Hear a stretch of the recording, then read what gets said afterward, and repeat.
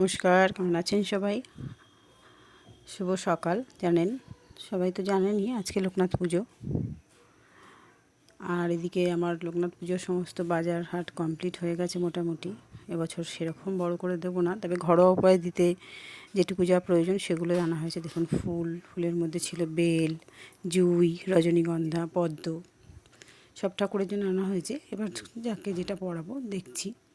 এদিকে ঠাকুরের সমস্ত ছোট ছোট কুচো বাসন, ধূপকাঠি, ধূপদানি, মোমবাতিদানি, কোষাকুষি, এই যে যেটা দেখছেন এটার মধ্যে চন্দন বেটে রাখি, পঞ্চপ্রদীপ, প্রদীপ, ঠাকুরের পাতার জন্য ঘট, পাজাল, সমস্ত কিছু ধুয়ে রেডি। আমার লোকনাথ ঠাকুরটা ছোট, এটাই আমি সেই প্রথম থেকে পুজো করে আসছি।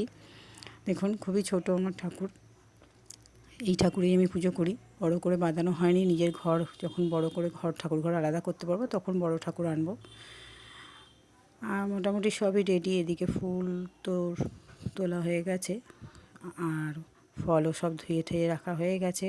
বাসন কোসন সব মাজা কমপ্লিট। এক এক করে পুজোর সমস্ত রকম ভিডিও আপনাদের সাথে নিয়ে আসবো।